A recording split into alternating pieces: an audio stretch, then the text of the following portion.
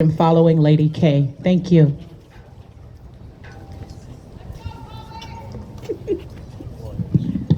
Thank you so much for allowing me to be here. First and foremost, I want to give honor to God for who I would be nothing without. I also want to say that those of you have heard me before, I always say that my poetry is my battle cry for my ancestors. So on this day, especially on this day, I hope they receive my offering and are happy with it. So I'd like to do a little bit of spoken word for you. Once again, my name is LadyK, and I'll get started. Y'all know I can be a little controversial, so there's your disclaimer from the beginning.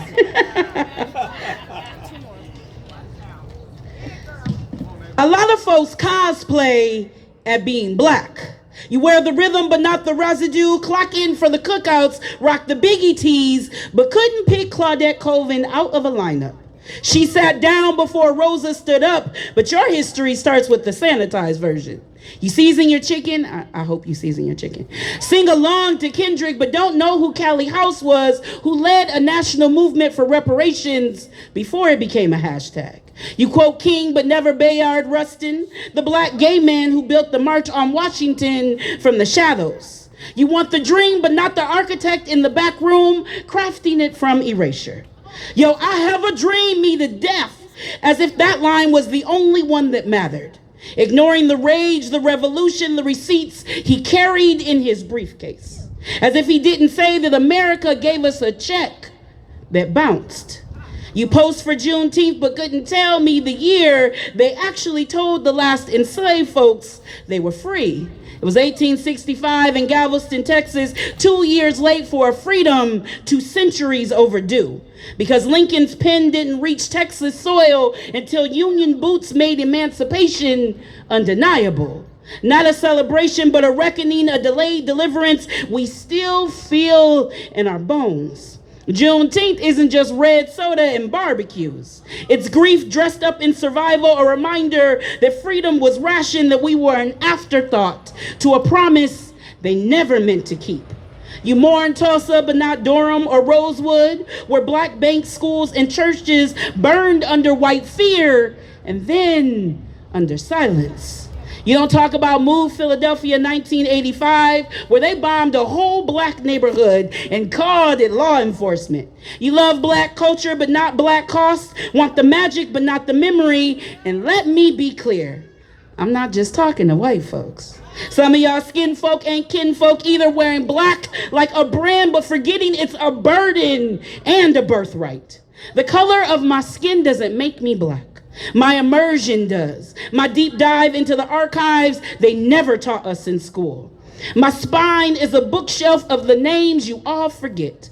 I carry Fannie Lou Hamer's cracked voice in my diaphragm and Harriet Tubman's war maps etched into my marrow. I am griot and guideposts of the past and present tense, a poet with ancestral stories folded in my heart like letters never mailed but still received. I speak memory into monuments, etch indelible records in rhythm and recall, the kind they can't ban from your library shelves. That's why they fear the storytellers, why they silence the orators then, and they still try to silence us now. Because we remember too well and we write it too loud. Preserving truths like Zora with a pen sharp enough to skin a lie. I earned my black card at the ballot box, not just for me, but for the jelly beans counted. The literacy test survived, the lashes endured, so I could cast one vote without counting the cost in blood. You say black excellence, but can't name Ella Baker, who organized movements without needing a spotlight. You cosplay my culture, but not my consciousness. Want the beat, but not the burden, the slang, but not the sorrow, the freedom without the fight. Black is not a vibe, not aesthetic, not accessory. It is legacy.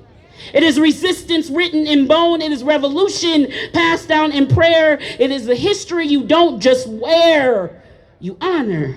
So before we raise this flag, understand, we are raising more than fabric.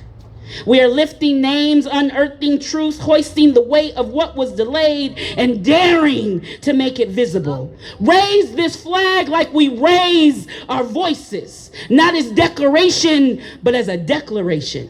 So if you're only here for the rhythm, step aside.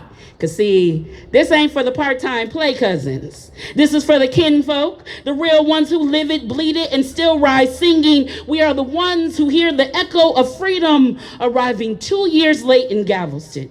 Juneteenth stitched into our DNA like a freedom song that doesn't need a melody, just memory.